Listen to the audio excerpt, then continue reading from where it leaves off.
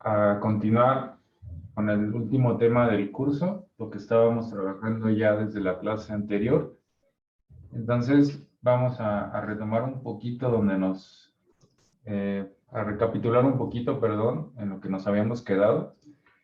Y bueno, habíamos visto pues lo que son los primeros temas, que en términos generales pues empezamos a generalizar lo que ustedes trabajaron en cálculo y geometría analítica y empezamos a establecer entonces los primeros conceptos de los que serían funciones escalares de dos variables.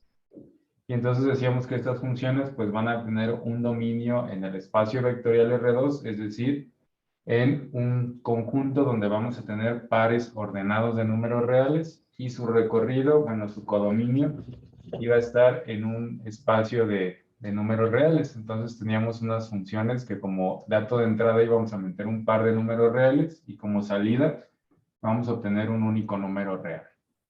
Y entonces vimos cómo se representaban estas funciones de manera gráfica, hicimos algunos ejercicios para encontrar sus dominios y sus recorridos y vimos cómo, pues ya conociendo cómo se comportan las funciones reales de variable real, eso se puede generalizar pues a funciones que sean escalares de dos variables.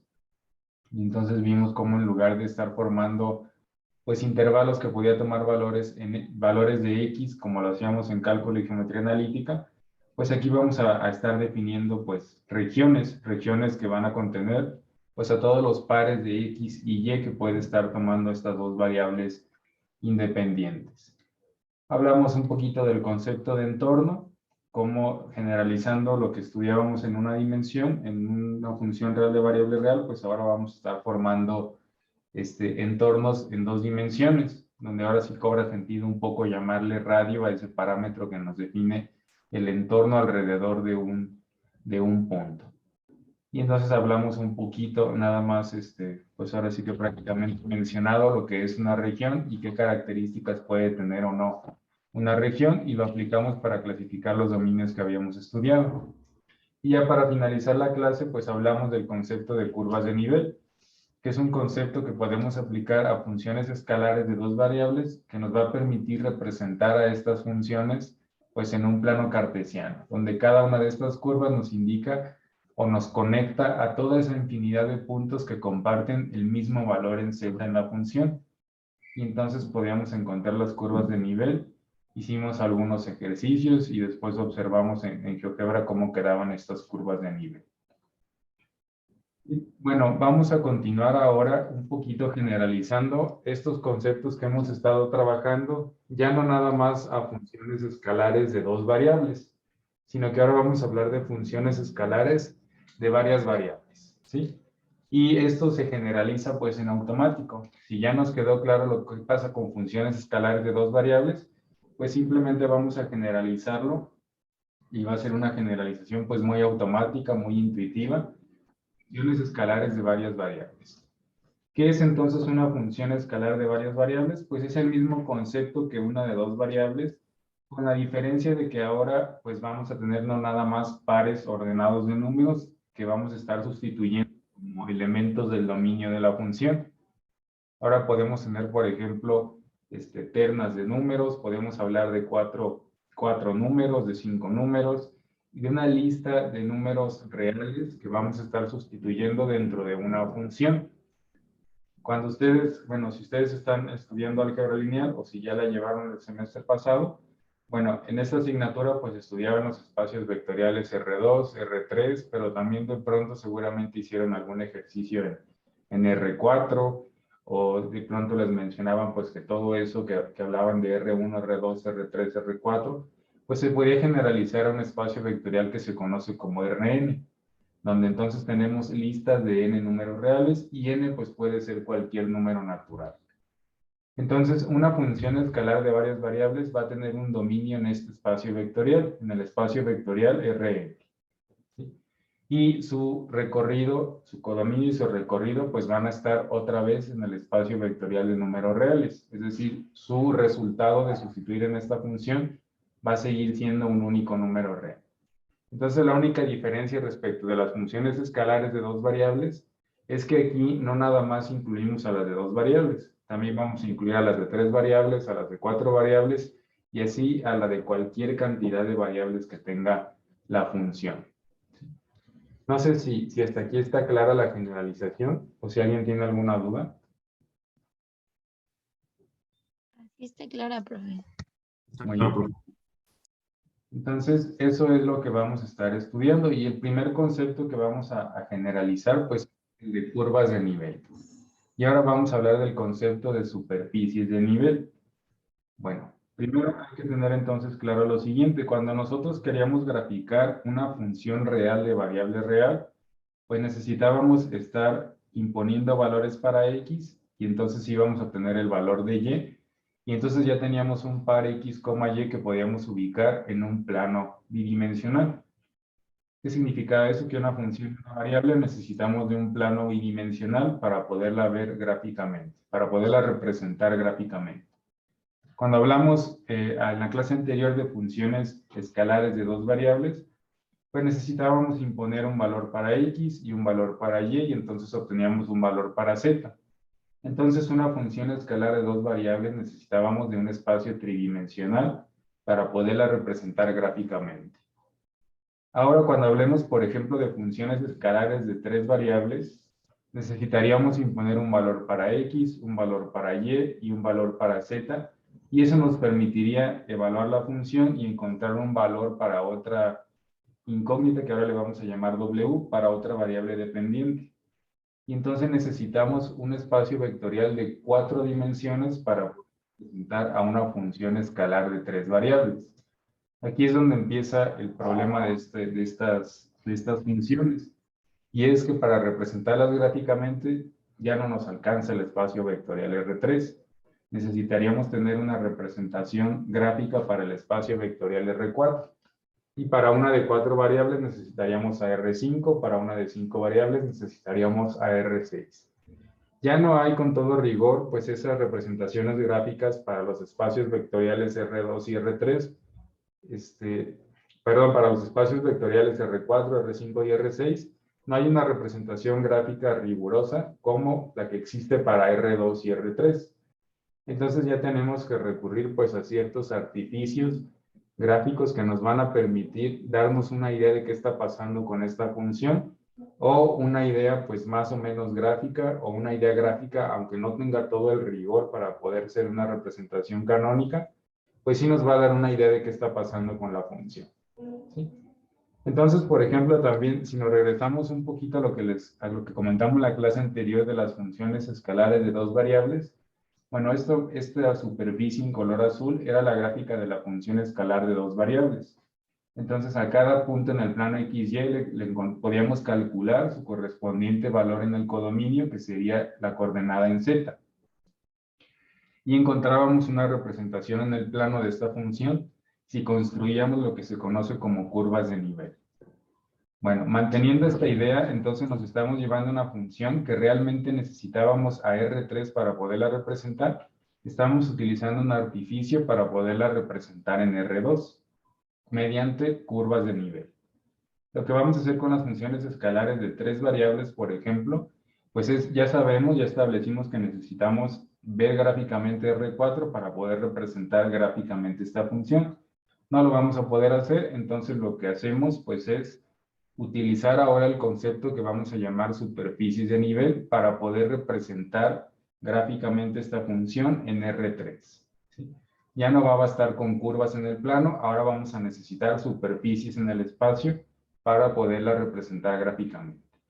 Y por eso, pues, ya no se llaman curvas de nivel, ahora les vamos a llamar superficies de nivel.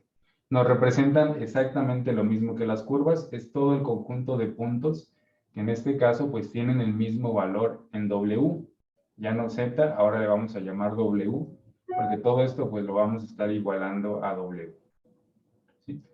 Y entonces aquí tenemos un ejemplo que lo vamos a resolver a continuación, pero esta sería la ecuación de una esfera, ¿sí?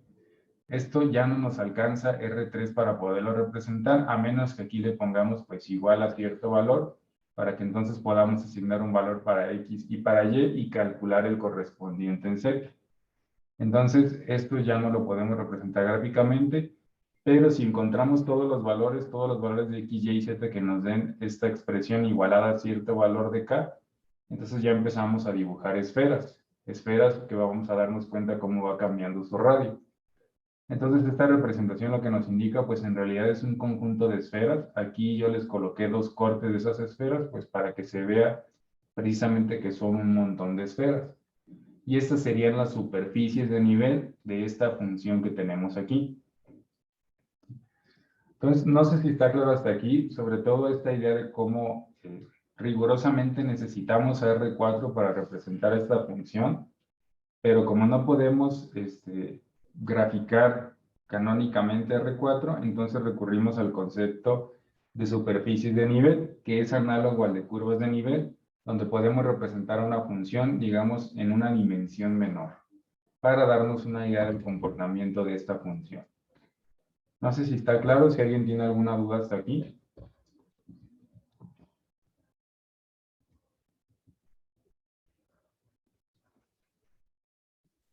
Todo claro, profesor.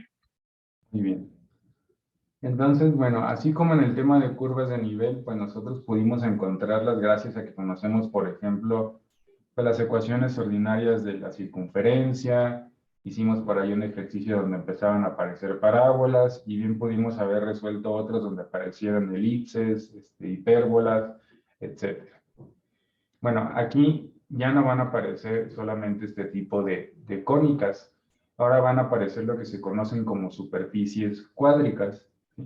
Estas superficies cuádricas, pues a diferencia de las curvas, ya encuentran su ubicación en R3. Entonces, por ejemplo, aquí aparece la esfera, que esta sería su ecuación. Aparecen también lo que es un elipsoide, que se parece mucho a la ecuación de la elipse. Esta se parece mucho a la de la circunferencia, nada más le agregamos por ahí z cuadrada. La del elipsoide, pues se parece mucho a la de la elipse, también le añadimos un término similar. Aparece ya no nada más la parábola, sino un paraboloide que podemos clasificar como elíptico, porque aquí, bueno, no sé qué tan bien se alcance a distinguir en la transmisión, pero aquí se forma una figura elíptica. Entonces se le conoce como paraboloide elíptico y existe un paraboloide hiperbólico, donde aquí en esto que les estoy yo marcando, pues aparece la forma de una hipérbola. Entonces este paraboloide se le conoce como hiperbólico. Existe un cono elíptico que es de hecho el cono en el que nosotros sacamos las cónicas. Existe también un hiperboloide de una hoja y existe un hiperboloide de dos hojas. Aquí podemos encontrar la forma de la hipérbola. Se le conoce como hiperboloide de una hoja porque todo es una sola superficie. A este que tenemos acá que se le conoce como de dos hojas, pues estas dos, superficies están separadas. Existe una porción donde no hay una superficie en esta parte de aquí. Entonces, como se forman dos hojas, pues se le conoce como hiperboloide de dos hojas. Bueno, de estas superficies cuádricas no nos interesa profundizar mucho, simplemente saber que existen y cuáles son sus ecuaciones características, porque son las que nos van a permitir entonces poder encontrar lo que serían las superficies de nivel de funciones. En este caso vamos a trabajar con funciones escalares de 3 variables. ¿Sí? Entonces vamos a ver cómo podríamos calcular estas superficies de nivel y la ecuación que nos resulte, pues las vamos a comparar con alguna de estas que tenemos aquí para poder establecer si se forma una esfera, si se forma un cono elíptico, etc. ¿Sí? Entonces vamos a empezar con el ejercicio 4.1, que es de hecho pues la misma función que yo les mostraba anteriormente en las diapositivas, pero ahora vamos a ver pues cómo encontraremos de manera analítica esas superficies del nivel. Entonces, este ejercicio 4.1 vamos a trabajar con la función que tiene tres variables independientes que serían x, y y z. Y la regla de correspondencia pues es x cuadrada más y cuadrada más z cuadrada. Bien, y esto pues nos piden encontrar sus superficies de nivel para valores de k que están en una lista que pues son los números pares entre, bueno, no son solamente los pares, es 0, 4, 9 y 16. Bien. Entonces, bueno, lo que les comentaba anteriormente es pues la necesidad que tenemos aquí de contar con un espacio vectorial gráficamente, que pudiéramos ver gráficamente en 4 dimensiones. ¿Sí? para poder representar gráficamente esta función. Y entonces les decía pues que no existe como tal una representación pues muy rigurosa o canónica para el espacio vectorial R4. Sí existen algunas incluso pues que tienen aplicaciones muy ingenieriles. Por ejemplo, si ustedes más adelante hacen algún análisis que tiene que ver con mecánica, o por ejemplo, si ven cómo está la distribución de las presiones del aire sobre un avión, por así decirlo, utilizando, por ejemplo, a lo mejor el método de los elementos finitos. Este sería un ejemplo de una función, pues que para cada punto en el espacio, para cada coordenada X, Y, Z, podríamos nosotros calcular cuál es el esfuerzo que está, o la presión a la cual está sometiendo el aire el avión. Entonces, normalmente esas gráficas pues las vemos con colores. Los colores lo que nos buscan pues es indicar cuál es el nivel de esfuerzo que está en cierto punto X, Y, Z. Entonces, esta podríamos verla como una interpretación gráfica en 4 dimensiones, porque además de estar viendo pues una geometría en el espacio, estamos interpretando o mostrando gráficamente cuál es la variación de una cuarta variable en función de la geometría. Y entonces esos colores nos ayudan pues como para añadirle otra dimensión al problema que estamos viendo. Pero esto ya es más un artificio de lo que les comentaba para poder ver estas funciones, ¿sí? Ya no es como tal una representación rigurosa como lo es R3 y R2. ¿Por qué necesitamos de una dimensión más aquí? Porque bueno, aquí podríamos llamar, así como decimos una función de una variable, pues de manera tradicional decimos y igual a una función de x. Entonces, si conocemos a x, podemos calcular a y. En una función de 2 variables, pues tenemos z, una expresión en función de x y de y, a lo mejor así por simplificarla mucho. Y entonces aquí necesitaríamos imponer los valores de x y de y para calcular el de z. Aquí vamos a añadir una nueva variable que le vamos a llamar w, y esta es la variable dependiente. Y vamos a decir que w es igual a x cuadrada más y cuadrada más z cuadrada. Y entonces aquí necesitaríamos conocer a x, a y y a z para poder representar esta cuarta variable. Por eso ya no nos alcanza R3. No sé si está clara esta idea.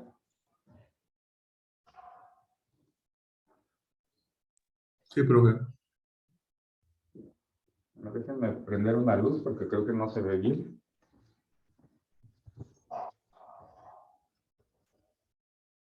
Creo que ya se ve mejor. Bien, entonces vamos a hacer el mismo procedimiento que hacíamos para las curvas de nivel. Vamos a ir igualando el valor de W a la lista de valores de K que nos están proporcionando. Entonces vamos a empezar con K igual a 0 y eso nos generaría la ecuación que va a ser X cuadrada más Y cuadrada más Z cuadrada igual a 0. ¿Sí? Bien. Y esto, una vez que nosotros asignamos ese valor para W, pues ya estamos restringiendo su valor. Ya estamos quitándole una dimensión al problema. Por eso, cuando nosotros le asignábamos un valor a Z en una función escalar de 2 variables, ya estábamos restringiendo el valor de Z y por eso ya nos alcanzaba R2 para poder representar gráficamente esas curvas de nivel.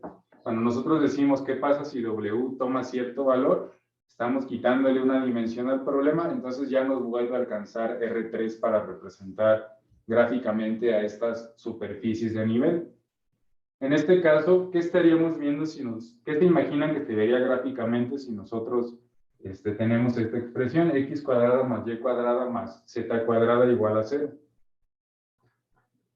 Un punto o Sí, exactamente. Un punto. Solamente un punto y un punto que va a estar justamente en el origen. Sería el punto 0,0,0. Es decir, si tratamos de graficar esto en R3, pero podemos ver de 2 maneras. Esto va a ser un único punto aquí justo en el origen. ¿Por qué? Porque solamente si las 3 variables valen 0, esto se va a satisfacer.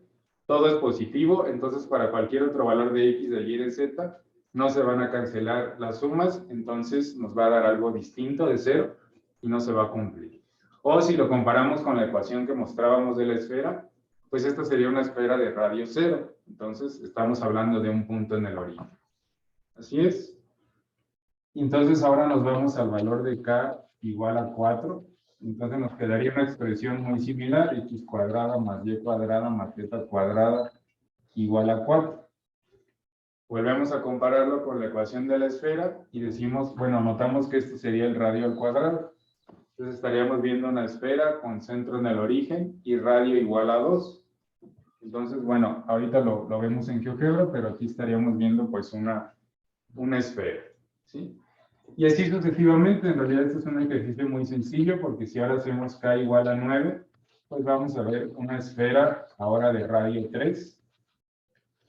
Y finalmente para k igual a 16, pues lo que veríamos gráficamente como superficie de nivel, pues sería una esfera de radio 4, ¿sí? Entonces estamos viendo un conjunto de esferas, que todas tienen el mismo origen, el mismo centro, está en el origen del plano o del espacio vectorial R3. Y bueno, si lo vemos aquí en GeoGebra, nosotros podemos ir cambiando este valor de k. Si empezamos con k igual a 0, solamente vamos a estar viendo un punto en el espacio. Para k igual a 1, pues ya empezamos a ver una esfera de radio 1. Y ustedes pues notarán cómo se van a ir aquí dibujando. Bueno, déjenme que cargue un poquito más el programa. Bueno, déjenme volverlo a abrir. No sé si alguien tiene alguna duda en lo que vuelve a cargar este.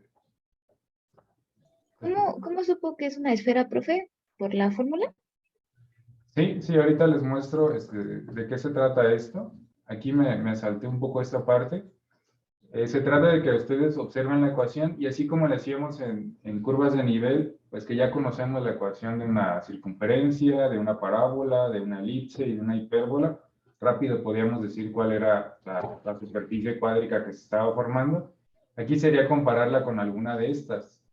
Y entonces, claramente, pues se parece mucho a la ecuación que tiene una esfera, que es x cuadrada más y cuadrada más z cuadrada igual al radio al cuadrado. ¿Sí? Vamos a hacer ahorita un ejercicio donde ya no va a ser una esfera y entonces vamos a comparar esa expresión con alguna de estas para poder decir qué tipo de superficie cuádrica se está formando. ¿Sí? Sí, profe, gracias. Entonces, ahora sí regreso a lo que les quería mostrar. A ver si ahora sí se ve. Bien, entonces tenemos aquí en realidad aquí hay un montón de esferas. Ustedes podrán ver aquí cómo grafiqué pues un montón de esferas. Aquí tenía una animación, pero no hay manera en la que se pueda ver. Entonces, lo que quiero mostrarles es como si empezamos aquí a hacer un corte, vamos a empezar a ver cómo en realidad esto no nada más es una esfera, sino que son un montón de esferas, que todas ellas tienen el centro en el origen del espacio vectorial R3, que sería aquí este punto. Entonces, cuando k vale 0, sería esta ecuación que tenemos aquí, x cuadrada más y cuadrada más z cuadrada igual a 0, es este puntito. Ya cuando k vale 1, pues empezamos a tener esferas de distinto radio, que son las que van cambiando de color mientras la selección. ¿Sí? Entonces, esto ya es una representación de esa función escalar de 3 variables, mediante sus superficies cuádricas. Todos esos puntos que están contenidos en cada una de estas superficies comparten el mismo valor en W. Entonces, ya no podemos ver gráficamente la función porque necesitamos 4 dimensiones, pero sí nos podemos dar una idea de qué está pasando. Qué está pasando para cada valor de W. No sé si está claro lo que estamos construyendo aquí. Sí. Muy bien. Entonces, en muchos problemas también esta cuarta variable, pues en ocasiones termina estando asociada con el tiempo. ¿Qué pasa a través del tiempo con cierta geometría en el espacio? Bueno, está sometida a otro fenómeno. Y entonces empiezan a aparecer problemas de varias variables. ¿Sí? Otros más sencillos de ver, por ejemplo, pues yo les puedo platicar que en edificios, pues lo que se hace es que se calculan los desplazamientos en X, en Y, en Z, y los giros también en X, en Y y en Z, de cada uno de los nodos de la estructura, que es prácticamente la unión de una columna con una viga. Entonces ahí calculamos cuál es el desplazamiento en X, en Y, en Z y los 3 giros. Entonces estamos hablando de que hay 6 incógnitas por nodo. Cuando al final nosotros dibujamos esa configuración deformada, pues colocando el nodo, en lugar de colocarlo en su posición original, en su posición desplazada, ya por los efectos de un sismo, de cierta fuerza.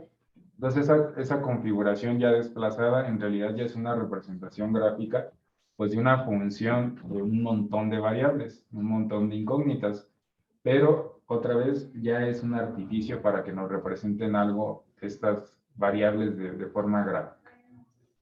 Ya no es una representación pues canónica. Entonces vamos a pasar al siguiente ejercicio. Vamos a resolver ahora el ejercicio 4.2. Tenemos una función pues distinta. Y se trata de lo mismo. Vamos a encontrar pues sus superficies de nivel para ciertos valores de K. Entonces, permítanme copiar la función para que podamos encontrar sus superficies de nivel y entonces podamos clasificar una a una las superficies como alguna forma cuádrica de las que tenemos en las diapositivas. Entonces, en este ejercicio 4.2, ahora tenemos una función G que tiene una regla de correspondencia de 16x cuadrado más 16y cuadrado menos 9z cuadrado. Bien. Y estas superficies las vamos a encontrar para valores de K igual a una lista que empieza en -2, luego sigue -1, luego sigue 0, 1 y 2. Entonces vamos a ver qué superficies se forman para esta función. Bien, entonces empezamos otra vez, pues, estableciendo que W va a ser igual a la función y que ese valor de W es el que vamos a ir cambiando. 16x cuadrado más 16y cuadrado menos 9z cuadrado. Y empezamos con K igual a -2. Vamos a ver qué pasa con K igual a -2. Entonces, si K es igual a -2, entonces vamos a cambiar el valor de W por este primer valor de K. Y vamos a comparar esa expresión que nos resulte con alguna de las superficies que tenemos en las diapositivas. Nos quedaría 16x cuadrada más 16y cuadrada menos 9z cuadrada igual a 2. ¿Sí? Entonces, pues, en principio, pues todavía no es para nada claro. Perdón, sí empieza en -2. Todavía no es claro qué tipo de figura de superficie tenemos aquí. Hay que manipular un poquito la expresión. Y algo que podríamos hacer inicialmente, pues es que si yo me regreso a las expresiones que tenemos en las diapositivas, ¿sí? Noten, aquí están igualadas estas ecuaciones. Por ejemplo, estas dos de aquí solamente están igualadas a 1, no están igualadas a un número distinto de 1. Si estas dos de acá, pues están igualadas a un cociente que depende de z. Entonces, en este caso aparece x, y, z y un número, tampoco podría ser alguna de estas. Podría ser esta de aquí, pero tendría que estar igualada a 1. O podría ser una, vamos, ya no puede ser una esfera porque no todas tienen el mismo coeficiente. ¿Qué significa eso? Entonces, que si queremos que se parezca a una, este número que tenemos aquí del lado derecho tendría que ser 1. Entonces, vamos a dividir todo entre -2. Perdón, esto tiene que ser -2.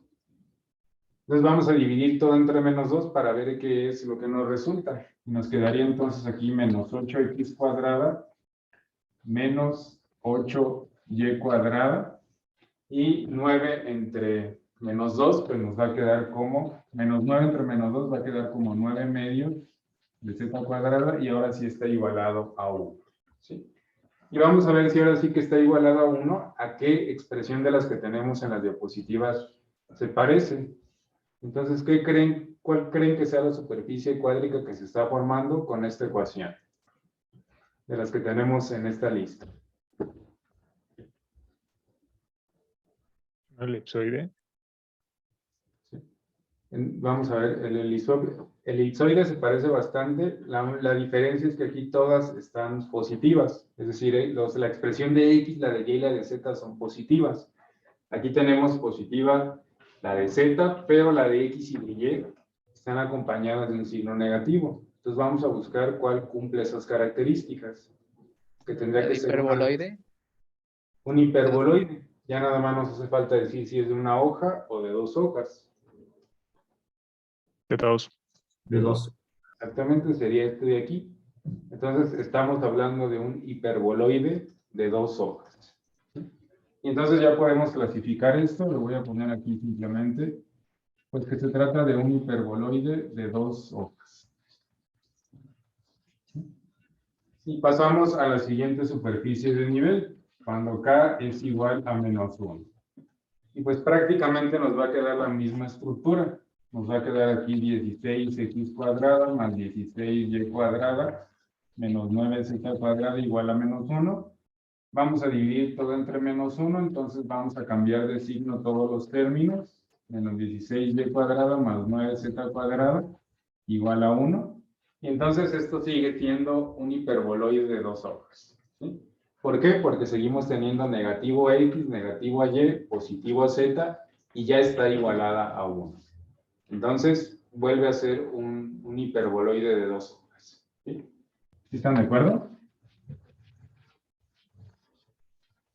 Profe, en las ecuaciones aparece sobre, bueno, no sé, no estoy seguro si se tratarían de constantes, pero aquí no. Sí, estas expresiones, déjenme regresar aquí a las diapositivas.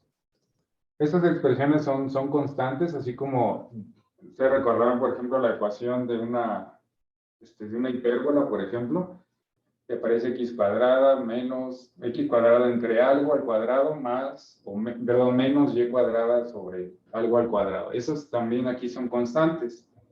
Aquí parecen como coeficientes, pero recuerden que ese 16, bueno, este de aquí, por ejemplo, este menos 16, bien lo podríamos reescribir como x cuadrada sobre menos 1 entre 16.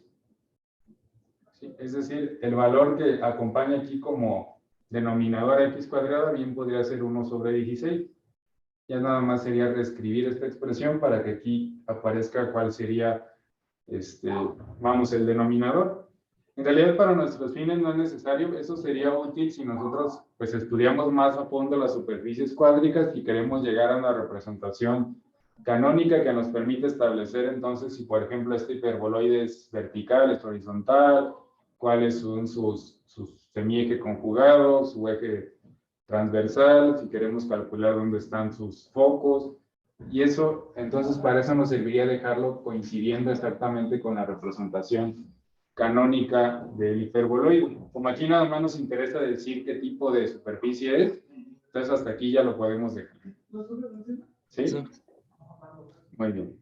profesor. ¿Sí, dime?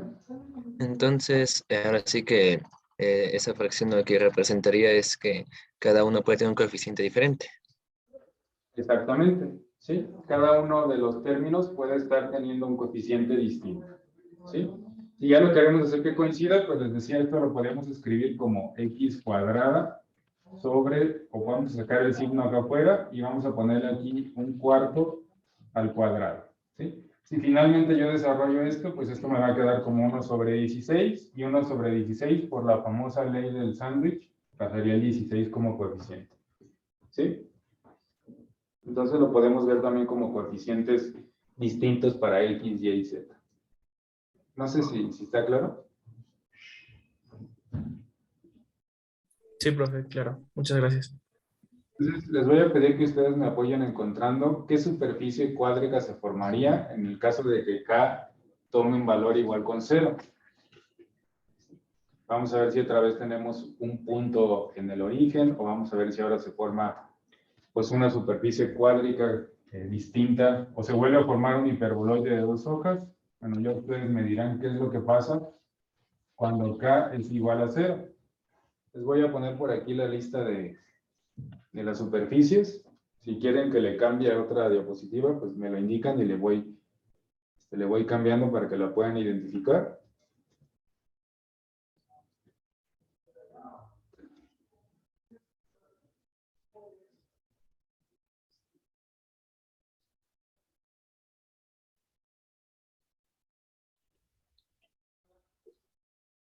Nos tienen que cuadrar los signos, ¿no, profe? O sea, Paraboloide elíptico.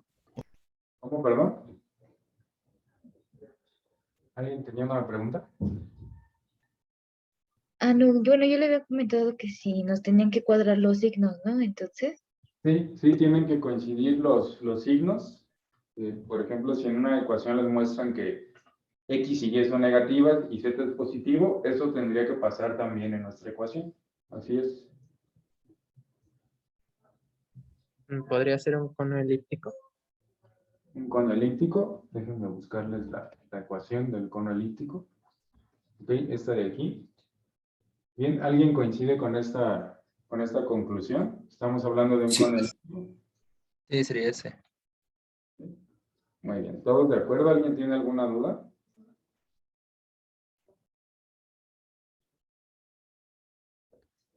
Yo sí, profe, no supe por qué. Sí, bien, vamos a hacerlo aquí pues, entre todos. Si k vale 0, pues entonces tendríamos 16x cuadrada más 16y cuadrada menos 9z cuadrada igual a 0.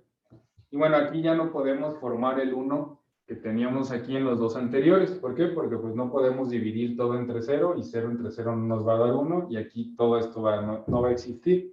Entonces no podemos dividir entre 0. Aquí digamos que ya nos deshicimos completamente de la variable w. Y entonces lo que sí podemos hacer para que se parezca a alguna de las expresiones, pues es mandar el término de z de este lado. Y entonces nos quedaría como 16x cuadrada más 16y cuadrada igual a 9z cuadrada. Ahí ya quedó todo positivo, pero z está del lado derecho de la ecuación. Y ahora sí nos regresamos a la lista de expresiones y justamente la del cono elíptico tiene positiva x cuadrada, positiva y cuadrada y positiva z cuadrada, pero del lado derecho de la ecuación. ¿Sí? Ya no coincide con ninguna otra porque aquí sí necesitábamos que tuviera un 1. En esta de aquí necesitamos que x quedara con signo negativo.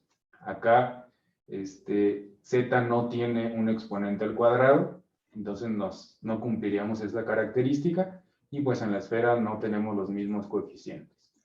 Entonces tiene que ser un cono elíptico. ¿Están de acuerdo? Ok, sí, profe. Muy bien. Bueno, les voy a pedir que ahora calculen qué pasa con k igual a 1. Por favor.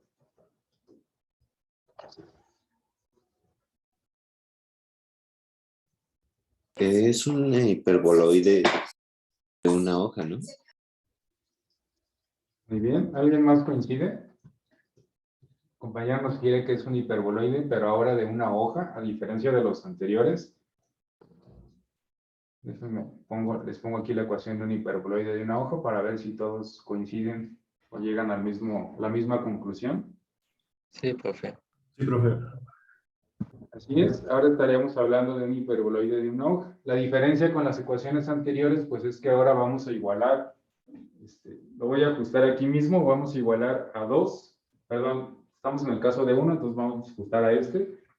Si igualamos a 1, entonces al hacer el cociente aquí ya no tendríamos que dividir entre un número negativo, sino entre uno positivo.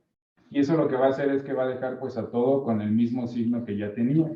Positivo en X, positivo en Y, negativo en Z, y entonces es la única diferencia entre el hiperboloide de una hoja y el de dos hojas, pues es precisamente esa distinción de signos. Si me regreso aquí a las diapositivas, pues para el hiperboloide de una hoja, positivo en X, positivo en Y, negativo en Z, y de igual manera es igual a 1. ¿Sí están de acuerdo?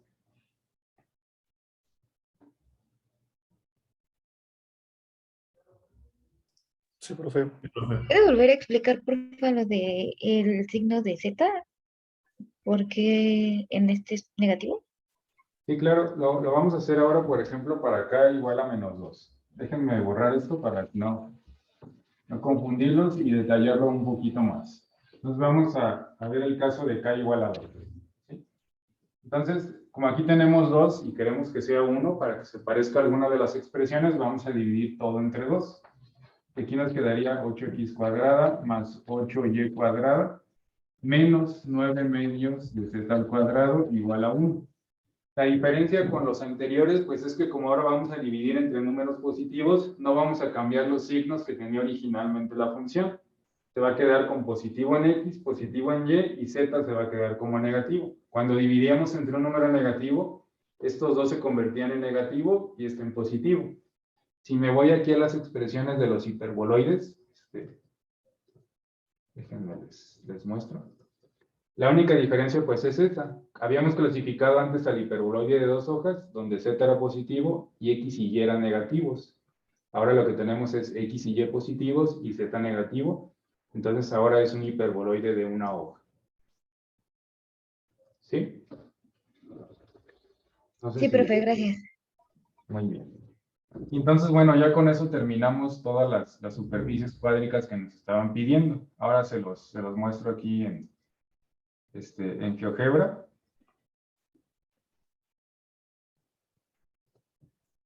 Bien, entonces vamos a empezar con los negativos. Si k vale -2, pues noten cómo aquí lo que tenemos, pues es un, déjenme les quito el plano para que se vea más la separación. Tenemos aquí un hiperboloide de 2 hojas cuando k es igual a -2. Nosotros encontramos también que si k es igual a -1, también seguimos teniendo un hiperboloide de 2 hojas, pero noten cómo se van acercando estas dos llamadas hojas. Si k es igual a 0, pues tenemos justamente lo que llamamos como un cono elíptico. Aquí ambas ramas ya se están conectando en un único punto, que es justamente el origen. Entonces tenemos un cono elíptico. Ya cuando k vale 2, bueno, cuando k vale 1, ya lo que estamos formando es ahora un hiperboloide de 1 hoja. Ya no hay separación. Entonces, cuando k vale 2, esa unión, pues digamos que se va ensanchando, ¿no? Y eso va pasando conforme k va creciendo. Entonces, por esa razón es que pasamos de un hiperboloide de 1 hoja, después pasamos por un cono elíptico y finalmente con hiperboloides de 2 hojas. ¿Sí está claro?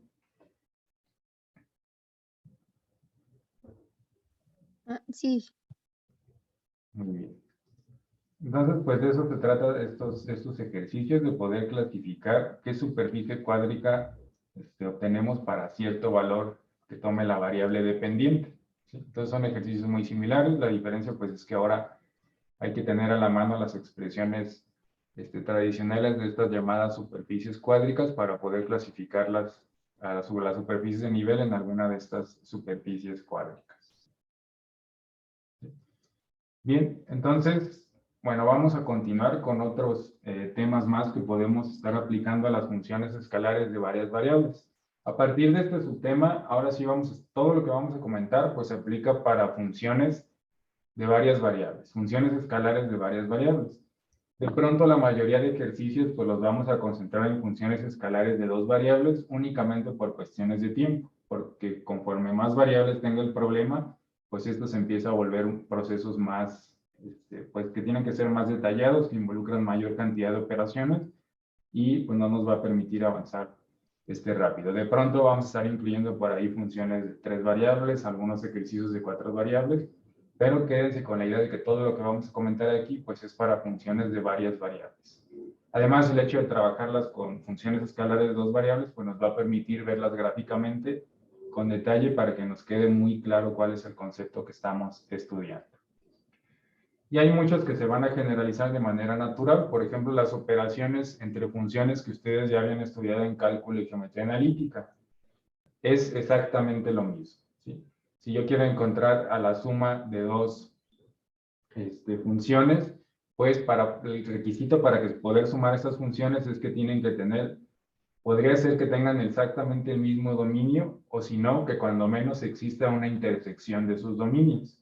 Y la función que corresponde a la suma o diferencia de estas dos funciones, pues va a tener como dominio la intersección de los dominios de cada una de las funciones. Otra observación importante, pues es que tienen que ser funciones de la misma cantidad de variables. No puedo sumar una de 2 variables más una de 3 variables, ¿sí? Algo que en álgebra lineal, pues estudiaba como decir que para poder sumar 2 funciones tenían que tener el mismo dominio, ¿sí? Multiplicación por escalar, aquí no hay ninguna restricción. Puedo multiplicar por cualquier número real a una función escalar de varias variables y tampoco se va a ver alterado su dominio. Lo único que cambiaría pues va a ser el recorrido. Si este escalar es más grande que 1, vamos a decir que la función crece todas sus coordenadas en z, si es de 2 variables. Si el escalar es menor que 1, pues va a decrecer. Si es negativo, va a cambiar de sentido la gráfica de la función. El producto, la misma condición que en la suma, tiene que existir una intersección de sus dominios y ahí va a estar el dominio de la función que resulte del producto. En el cociente, recuerden que lo único que hay que cuidar pues es que la función o excluir del dominio a todos los valores de x1, x2, así hasta llegar a xn, todos esos valores que hagan que el denominador valga 0, los tenemos que quitar de la función. Ya habíamos hecho un ejercicio de encontrar el dominio donde quitamos los valores de, me parece que en ese caso solamente era x, que hacía 0 el denominador, eso los tenemos que quitar del dominio de la función. Bueno, después vendría la composición. En realidad la composición, vamos a tener que decir que de manera general no se puede hacer una composición entre funciones de varias variables. ¿Por qué? Bueno, ustedes recordaron, para hacer una composición necesitamos que exista cuando menos una intersección entre el recorrido de una de las funciones y el dominio de la otra, para que precisamente ese sea el conjunto de valores que nos permitan calcular el dominio de la composición. Y si no existía esa intersección, pues decíamos que no se podía hacer la composición. ¿Qué es lo que va a pasar aquí? Pues que una función escalar de varias variables va a tener un dominio en un espacio de números reales y un recorrido en un espacio pues, de arreglos de números reales, de listas de números reales. La otra función también es escalar de varias variables, tendría que tener un dominio en el espacio únicamente de números reales. Entonces ni siquiera hay una coincidencia del espacio en el que cada una tiene su recorrido y su dominio. Entonces, desde ahí no vamos a encontrar un par de funciones escalares de varias variables que cumplan esa condición necesaria para poder hacer la composición. La composición que sí podemos hacer es la composición de una función escalar de varias variables con una función real de variable real. Ahí sí podemos hacer la composición, pero solamente en el caso que una de las funciones pues, sea de una variable. Una función real de variable real con una de varias variables, ahí sí se va a poder. ¿Sí? No sé si está claro esto de operaciones entre funciones.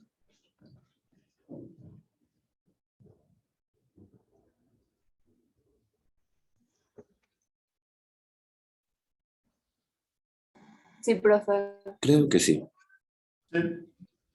Entonces es algo pues muy sencillo. Lo que me interesa que abordemos ya en esta clase pues es el tema de límites. Límites de funciones escalares de varias variables. Para poder hablar entonces de la definición de límite, vamos a hablar de lo que es, o recordar primero la definición de límite de una función real de variable real. Esa definición clásica de epsilon delta que se estudia en la asignatura de cálculo y geometría analítica. ¿Sí? Vamos a recordarla de manera muy breve, de una manera esquemática. Y vamos a recordar entonces que aquí era donde encontrábamos una aplicación del concepto de entorno. Si nosotros queríamos calcular el límite de la función cuando x tiende a un valor a, pues entonces teníamos que formar un entorno alrededor del punto A con un cierto radio delta. Entonces aquí aparecía la famosa delta que nos da lugar a la definición epsilon delta del límite. Entonces aquí formábamos un entorno y cuando trasladábamos todo esto ahora para ver qué pasaba en el recorrido o en el eje Y, si lo vemos de manera gráfica, acá también se formaba un entorno alrededor del valor del límite, con un radio distinto al de delta y a ese radio le llamábamos epsilon. Entonces aquí teníamos L más epsilon y L menos epsilon. Acá teníamos A más delta y A menos delta. Y entonces todas estas condiciones nos garantizaban que si yo seleccionaba un valor de X dentro del entorno alrededor de A, y me iba acercando al valor de A, eso me aseguraba el hecho de que acá se formaba otro entorno que me iba acercando al valor del límite. ¿Sí? Y entonces aparece el concepto también del límite lateral, porque bien me podría yo acercar por la derecha o me podía acercar por la izquierda. ¿Sí? Entonces, eso es lo que a grandes rasgos pues, nos dice todo este enunciado clásico que se estudió, o que ya lo estudiaron a fondo en cálculo y geometría analítica. Entonces, nuestro interés pues, es generalizarlo para funciones escalares de varias variables y lo vamos a aterrizar para poderlo ver de manera gráfica en funciones escalares de dos variables. ¿Sí? Bien, no sé si hasta aquí alguien tiene alguna duda.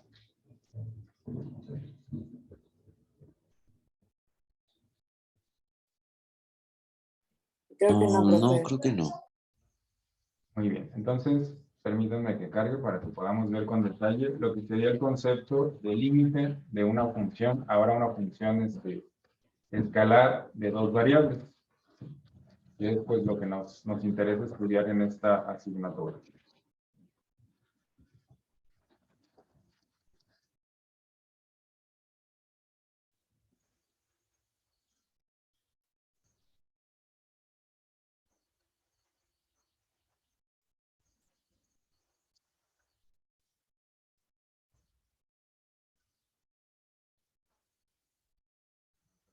Segundo que a veces tarda un poco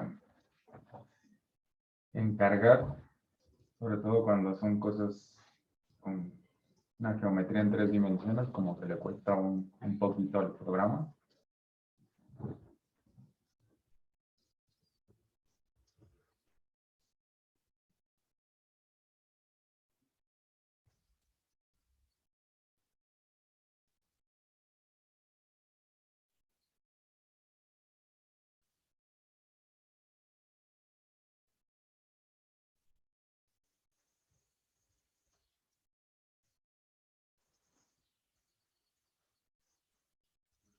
Ya te los comparto. Bueno, lo que ustedes están viendo aquí no es otra cosa más que, primero, la gráfica de una función. Esta es una superficie en el espacio R3 que corresponde a la gráfica de la función. En este caso, pues le estamos llamando f, ¿sí? Por aquí tiene el nombre que no se alcanza a ver muy bien. Y aquí tenemos un punto que tiene coordenadas x0, y0, que es un punto que estamos ubicando justamente en el plano xy, en el plano que hace función, o donde vamos a encontrar el dominio de la función. Entonces tenemos un punto. Imagínense que nosotros queremos calcular el límite de la función que tenemos aquí, justamente cuando x y y tienden a este punto. Como hablamos de una función de dos variables, entonces ahora tenemos que hablar que x y y tienden a cierto valor. ¿Sí? Entonces vamos a calcular el límite cuando x y y tienden, x, y tiende al punto x0, y0.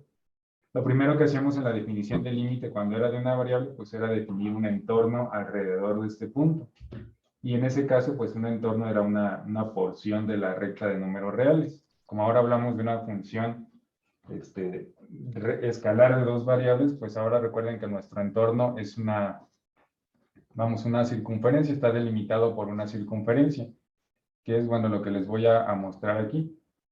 Esto que les, bueno, déjenme ver cuál es justamente el entorno. Es este de aquí. Bien. Esto que ustedes están viendo aquí, pues es el entorno del punto x0, y0, pues con cierto radio delta, que nosotros pues podemos estar cambiando. Yo aquí puedo modificar el valor del radio y voy a estar haciendo un entorno pues más pequeño o un entorno más grande dependiendo del radio que yo seleccione. Recuerden que la idea de la definición epsilon delta pues es que este radio sea pequeño. No tiene caso que yo utilice pues un delta muy grande. La idea es encontrar un valor de delta que cumpla todas las condiciones para que exista la definición del límite. Bien, entonces vamos a ubicar un punto más, que es con el cual nosotros nos vamos a acercar. Entonces vamos a ubicar un punto, me parece que aquí le llamé B. Sí, justamente este punto B, que es el que nosotros vamos a estar moviendo. Este punto X, Y es con el cual nosotros nos vamos a acercar. La primera diferencia con el concepto de límite cuando la función era escalar de una variable, es decir, una función real de variable real, pues es que allá solamente nos podíamos acercar o por la izquierda o por la derecha. Vamos a platicar un poquito más adelante en esta clase que aquí nos podemos acercar por trayectorias. Sí, yo puedo decir, me voy acercando desde aquí en línea recta hasta el punto x0, y0, o me voy acercando desde aquí y a lo mejor voy a seguir la forma de una parábola para poderme acercar al punto en el cual quiero calcular el límite. O puedo seguir absolutamente la trayectoria que a mí se me antoje para acercarme a este punto. Y vamos a ver cómo de hecho la trayectoria sí influye. Y eso pues dificulta un poco el procedimiento para demostrar que un límite no existe. En los de una variable simplemente decíamos, si me acerco por la derecha y me acerco por la izquierda y no me da el mismo valor, el límite no existe. Aquí tendría que evaluar todas las posibles trayectorias, y como hay infinitas trayectorias en las cuales me puedo acercar al punto x0, y0, es complicado o es imposible que podamos evaluar todas. Entonces, de lo que se va a tratar es de encontrar una sola que nos dé un valor distinto. Y si la encontramos, entonces ya decimos que el límite no existe. Pero esto lo vamos a detallar más adelante. Solamente quiero hacer énfasis en que aquí nos podemos acercar, pues no nada más por la izquierda ni por la derecha. De hecho, pues aquí quién sabe cuál sea la izquierda y cuál sea la derecha, porque nos estamos acercando con dos componentes. ¿Sí está claro hasta aquí?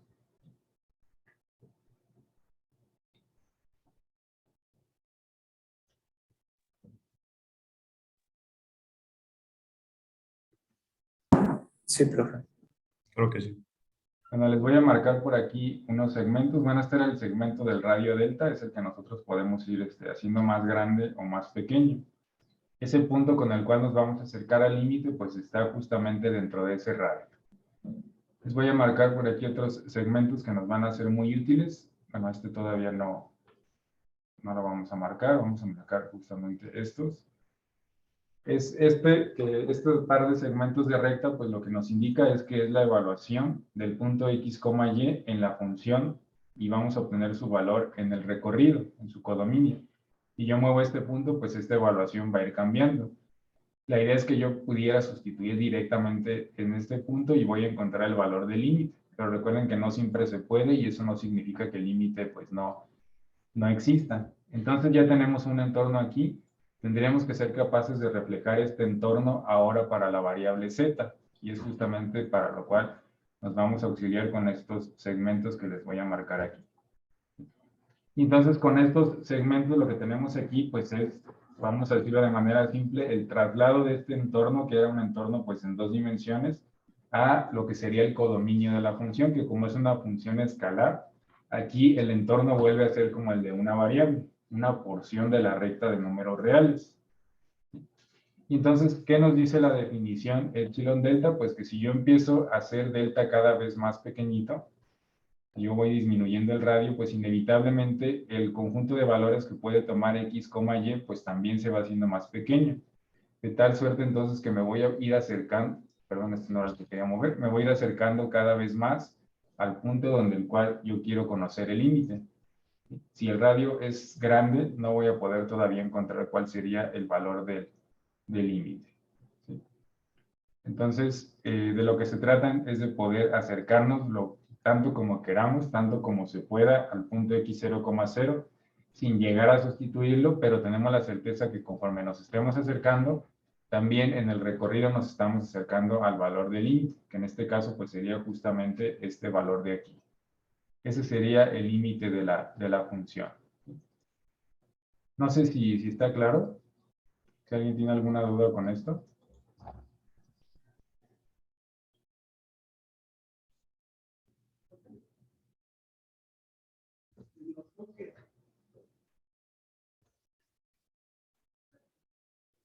No sé si puedo repetirlo de nuevo. ¿Verdad? No, profe.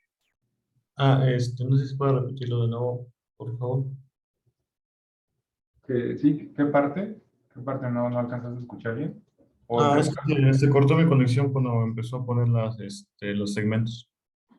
Ok, bueno, aquí la idea es conectarlo con lo que ustedes trabajaron en cálculo y geometría analítica, ¿sí? Entonces, esa definición empieza definiendo un entorno en el eje X. La única diferencia que vamos a tener aquí, pues es que este entorno, como nuestro dominio ya es de dos variables, este entorno ahora va a ser una circunferencia. Pero esa parte de estar construyendo el entorno en el codominio, pues es prácticamente lo mismo. Voy a regresarme un poquito a las diapositivas para que mostrarles cómo se llegaba a este entorno. Ya que definíamos el entorno de aquí, pues sustituíamos en la función a más delta, y entonces eso nos iba a dar uno de los extremos del entorno del codominio. Y también sustituíamos a menos delta. En realidad, epsilon venía dado por la distancia pues más grande. Entonces, por eso aquí aparece L más epsilon y aquí L menos epsilon. Y en realidad, la sustitución de A menos delta pues es más pequeña. Entonces, lo mismo está pasando aquí. Si ustedes se fijan, este segmento de recta, pues de alguna forma está contemplando el extremo que nos va a dar el valor más grande dentro del codominio. también se refleja este de aquí, pero el que nos da un valor más grande de epsilon es este. Entonces, justamente este es el que se repite. Este sería L más epsilon y este de aquí sería L menos epsilon. Que de hecho, me parece que aquí tenía los puntos. Entonces, no se los había mostrado. Este sería L más epsilon, perdón, L más epsilon y L menos epsilon. Entonces, la definición de límite nos dice que conforme nosotros estemos definiendo entornos cada vez más pequeños para el dominio, es decir, radios cada vez más pequeños, también vamos acortando el entorno que aparece aquí en el codominio. Y entonces eso nos garantiza que cada vez estamos forzando a que este punto pues se acerque más a lo que nosotros queremos calcular como límite, ¿sí? Y eso entonces, conforme más nos acerquemos aquí al valor de x0, y0, más nos vamos a estar acercando al valor del límite de esta función. ¿Sí? No sé si está más claro. Sí, profe. Gracias.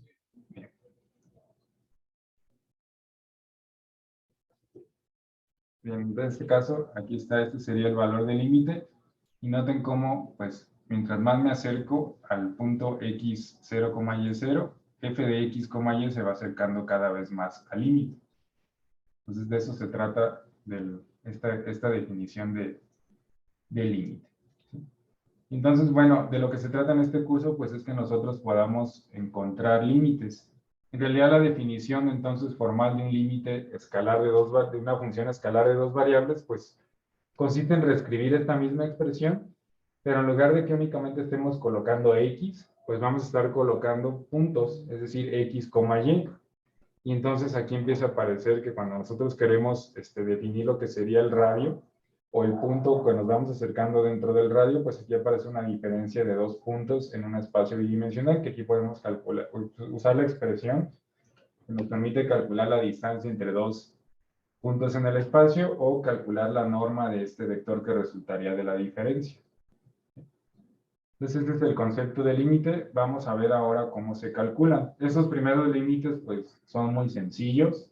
Solamente es para que nos quede, pues, la idea de cómo se trabajan estos límites. En un ejercicio que avancemos, conforme vayamos avanzando, vamos a ir resolviendo límites un poquito más complicados y vamos también a ver cuándo podemos decir que un límite existe o no existe en el contexto de funciones escalares de dos variables. Entonces vamos a empezar con estos ejercicios para calcular límites.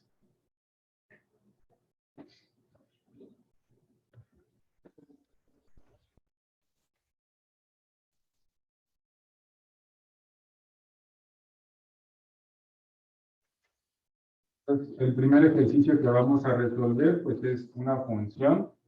Bueno, vamos a calcular el límite. Aquí hay dos maneras de denotarlo. Noten cómo, a diferencia de los límites de una variable, pues aquí nos tienen que decir a qué valor tiende x y a qué valor va a tender y. Cada uno de ellos puede estar tendiendo a un valor distinto. Si ya lo vemos como un punto, pues estamos diciendo el punto x, y tiende a tomar valores en 2,1. Ese punto tiende a acercarse a las coordenadas, a un punto de coordenadas 2,1. ¿Sí? Y entonces eso lo podemos escribir así, o como te los voy a colocar aquí en el pizarrón, que nos dicen explícitamente el valor al que tiende x, y en otro renglón el valor al cual tiende y. Cualquiera de las dos notaciones, pues se la pueden encontrar en distintos libros. Y aquí otra vez nos vuelven a decir cuál es la expresión en la cual nosotros vamos a calcular el límite. ¿Sí? Bien. Entonces, todos los teoremas, que ahorita los vamos a recordar, pero me interesa que los vayan recordando ustedes con lo que trabajaban en cálculo y geometría analítica, esos mismos teoremas pues los podemos aplicar aquí. ¿Sí? Por ejemplo, ¿cuál es siempre el primer intento que debemos de hacer cuando queremos calcular un límite? ¿Qué es lo primero que debemos de intentar? Sustituir el valor directo. Sustituir, exactamente. Aplicar lo que se conoce como un método de sustitución directa, que en realidad se fundamenta con los principios de continuidad y que vamos a recordar un poquito más adelante. ¿Sí? Entonces, nuestro primer intento va a seguir siendo lo mismo. Vamos a tratar de sustituir para ver si la función está definida ahí, y además como es una función continua, entonces el límite tiene que existir y tiene que ser igual a la función evaluada en ese punto. Que todo esto se resume pues haciendo sustitución directa. Entonces, la sustitución ahora no nada más es para X, es para X y para Y. Entonces nos quedaría 2 que multiplica al valor de X al cuadrado más el valor de Y, que sería 1.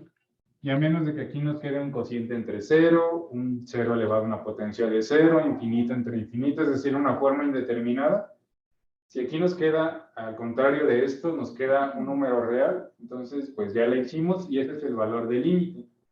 Aquí nos quedaría entonces 2 al cuadrado, que va a ser 4, por 2 va a ser 8, más 1, nos va a dar como resultado 9. Y entonces así de sencillo podemos decir que el límite es igual a 9. ¿Sí? Si aquí, repito, si nos hubiera quedado una forma indeterminada, entonces vamos a tener que hacer algo más. ¿Sí está claro? Sí. Sí, profe. Entonces es muy sencillo. Les voy a pedir entonces que ustedes me apoyen calculando el 5.2 y el 5.3. El 5.4 pues ya lo hacemos aquí entre todos. ¿Sí? Entonces otra vez, primero traten de hacer la sustitución directa de los valores de X y de Y para ir calculando estos dos límites.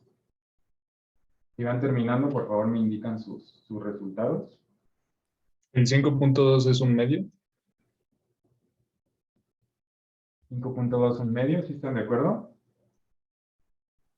Sí, Sí. Muy bien. Y del 5.3, no sé si alguien ya lo calculó.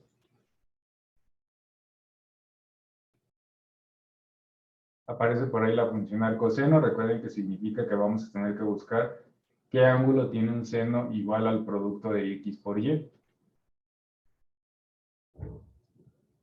0. 0, ¿sí están todos de acuerdo? Sí. Sí. Muy bien, entonces el resultado del 5.2 es un medio y el resultado del 5.3 es 0. ¿Sí? Pues vamos a resolver aquí el 5.4 para que tengan otra referencia de un límite resuelto aquí entre todos. Y entonces, 5.4 lo que queremos es el límite cuando X, Y tiende al punto 2,2 y la expresión a la que le queremos calcular el límite ahora es un cociente, X cuadrada menos Y cuadrada sobre X menos Y. Entonces nuevamente vamos a empezar tratando de hacer sustitución directa. Entonces si hacemos sustitución directa en la parte de arriba nos va a quedar 2 al cuadrado menos 2 al cuadrado y en la parte de abajo 2 menos 2. Entonces aquí ya aparece una forma indeterminada, 0 entre 0, ¿sí? Y antes de utilizar la regla del L'Hopital, que en funciones escalares de varias variables también se puede, con unas condiciones particulares, pero antes de trabajar esa regla, ¿qué era lo que hacían en cálculo y geometría analítica? Pues algún procedimiento algebraico que nos permitiera, como decíamos coloquialmente, deshacer la indeterminación, reescribir esta expresión como una función equivalente que fuera igual en un entorno reducido, y eso nos garantizaba que el límite, que iban a tener el mismo límite esas funciones. ¿Sí? ¿Qué procedimiento algebraico se les ocurre que podemos hacer con esta función para deshacernos de esta indeterminación? ¿Cómo factorizar el conjugados. numerador? Factorizar el numerador con sus conjugados, exactamente. Entonces nos quedaría que el límite de X, Y, cuando tiende a 2,2, entonces esta es una diferencia de cuadrados, la podemos separar como un producto de binomios conjugados y nos quedaría entonces X menos Y por X más y todo dividido entre X menos Y. Y aquí lo que logramos pues es que podemos cancelar este término. X menos Y se cancela con el del numerador y simplemente nos quedaría pues el límite de X más Y cuando X, Y tiende a 2,2. ¿Cuál sería entonces el resultado de este límite? 4. 4. 4. 4, exactamente. Entonces pues ya podemos decir que el límite es igual a 4. ¿Sí? Entonces todo eso que trabajaban en cálculo 1 pues lo podemos seguir aplicando aquí. Aparecen entonces los mismos procedimientos que ya iremos haciendo más ejercicios.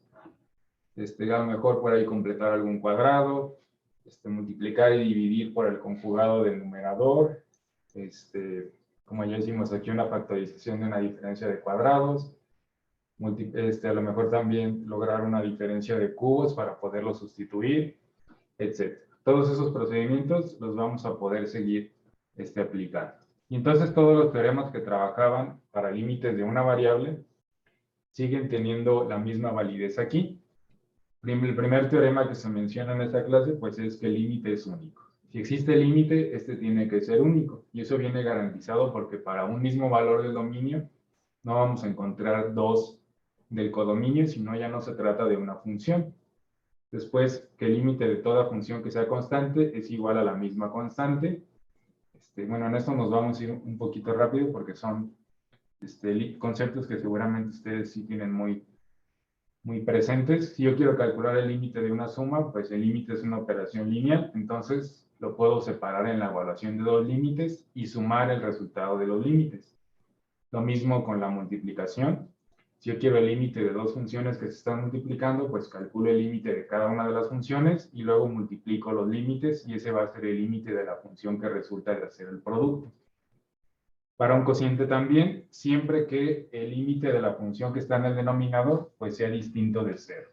Si nos da un límite igual a 0, entonces ya no vamos a poder calcular aquí el límite, vamos a poder seguramente concluir que se va a infinito positivo o a infinito negativo. Hay otros teoremas que ya no son tan populares, pero que seguramente sí los trabajaron en la clase de cálculo y geometría analítica. Bueno, este sí, este es de hecho el que acabamos de utilizar, que si dos funciones son iguales, quizá aquí le faltaría mencionar que iguales en un entorno reducido, entonces si podemos calcular el límite de una, lo podemos igualar al límite de la otra.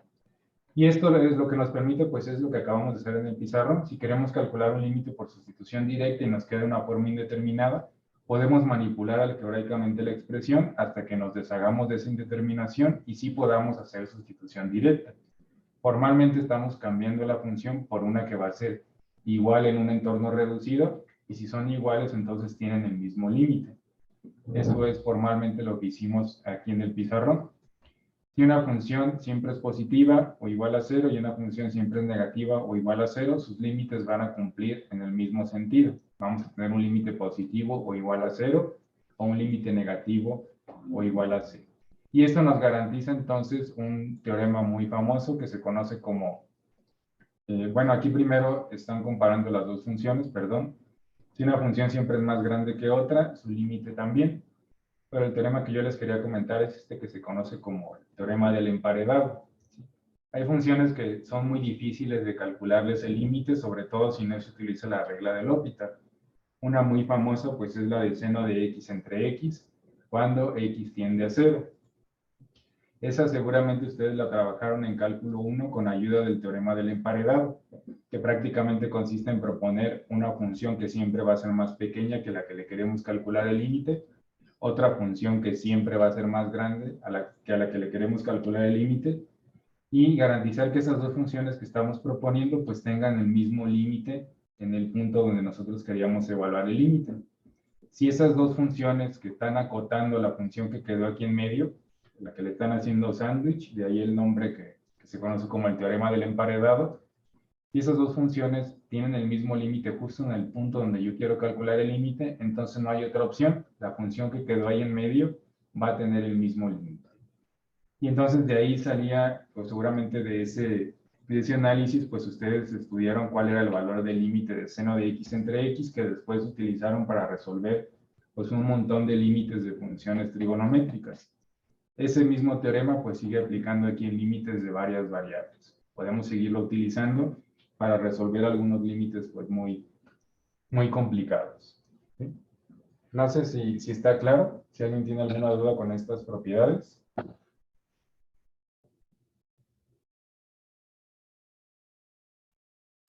Por el momento no, profe. Bueno, entonces vamos a hacer estos ejercicios. En realidad estos los podemos hacer pues sin escribir pues prácticamente nada.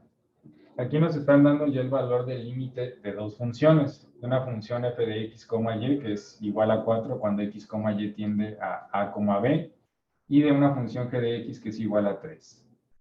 Entonces, por ejemplo, si nos piden el límite de la diferencia de las dos funciones, justo cuando x, y tiende a b, ¿cuál sería el valor de este límite? 0. ¿Sería 0? ¿Seguros? 1, ¿no? 1. 1, ¿sí? Podemos distribuir el límite, entonces nos quedaría el límite de la primera función menos el límite de la segunda función, y como uno es 4 y el otro es 3, 4 menos 3 nos quedaría 1 como resultado. ¿Están de acuerdo? Sí.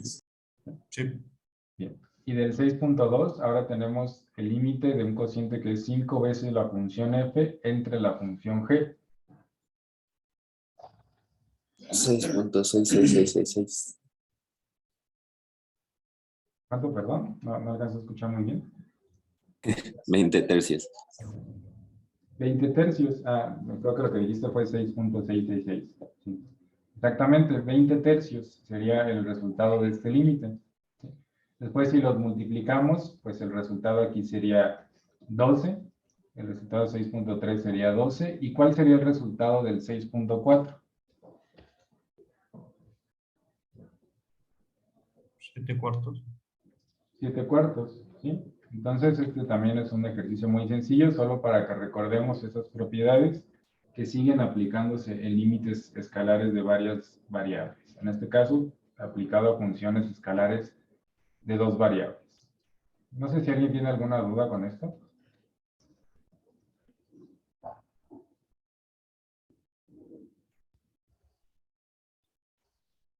Todo bien, profe. Todo bien, gracias. Bueno, vamos entonces a particularizar en una de las grandes diferencias, que ahora sí, ya nos enfocamos en estudiar pues, qué tan similares son los límites de funciones de una variable con los de varias variables. Ahora vamos a enfatizar en las diferencias.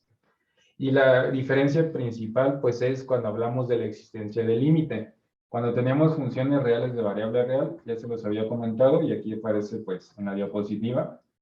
Bastaba con decir que para que existiera un límite, pues tenía que existir por la derecha, tenía que existir por la izquierda. Aquí, perdónenme, uno de estos dos tendría que ser por la izquierda, cambiándole un símbolo por menos. Que luego lo corrijo y se las vuelvo a compartir.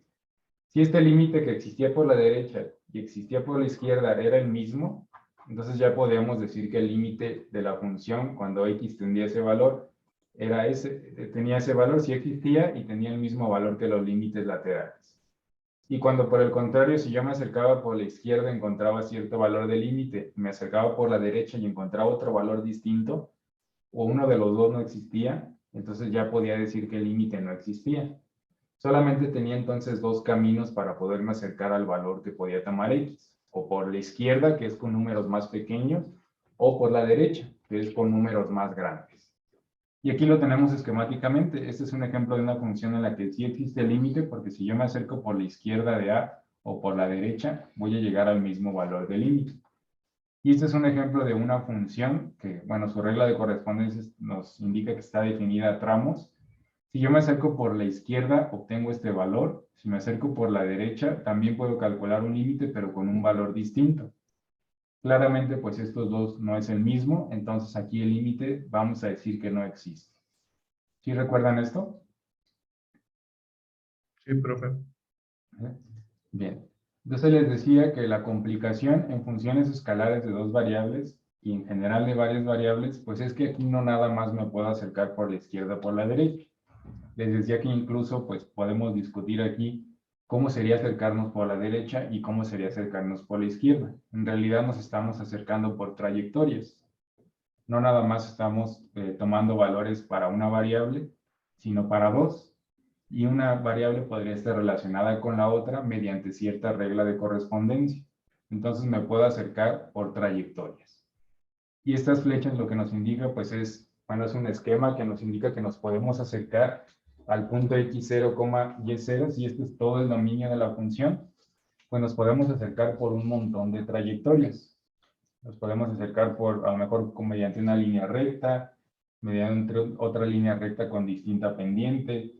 Nos podemos acercar con una trayectoria parabólica, nos podemos acercar a lo mejor con una función polinomial. Con distintas trayectorias nos podemos acercar al valor del límite. Y todas esas posibles trayectorias, si calculamos el límite con esas trayectorias, nos tendrían que dar exactamente lo mismo para poder demostrar que el límite existe. Entonces, demostrar que un límite existe no es una tarea usual, o por lo menos no con las herramientas que contamos en este momento. ¿Qué se hace entonces? Imagínense que nosotros tratamos de resolver un límite, ya vimos que nuestro primer intento pues va a ser hacer una sustitución directa. Y si eso nos da un resultado, pues ya está, el límite sí existe y tiene ese valor. Si nos queda una forma indeterminada, pues vamos a manipular algebraicamente la expresión para tratar de deshacernos de esa indeterminación y que podamos calcular finalmente el límite con una sustitución directa. Imagínense que ya lo intentamos de todas maneras, no nos podemos acercar a la indeterminación, no nos podemos deshacer de la indeterminación y nos queda la sensación de que es un límite que no existe. Entonces, justo en ese punto vamos a cambiar de enfoque y vamos a tratar de demostrar que el límite no existe. Es más sencillo tratar de demostrar que el límite no existe a demostrar que sí existe cuando ya no pudimos hacer sustitución directa. ¿Por qué? Porque basta que encontremos un par de trayectorias que nos den un valor distinto para poder decir que el límite no existe. Entonces, sustitución directa, en caso de que no, manipulación algebraica para deshacer la indeterminación. En caso de que no, cambiamos de enfoque y ahora tratamos de demostrar que el límite no existe. ¿Sí? Y también pues cabe la posibilidad de que el enunciado del problema pues, nos pida explícitamente demostrar que un límite no existe, como son los que les estoy colocando aquí. Aquí justamente ya nos piden directamente demostrar que los siguientes límites no existen. ¿Sí? Entonces vamos a empezar desde el inicio con un enfoque de tratar de encontrar cuando menos un par de trayectorias para las cuales el límite nos dé algo distinto. ¿Sí? Y ya con eso vamos a poder decir que dicho límite no existe. No sé si alguien tiene alguna duda hasta aquí.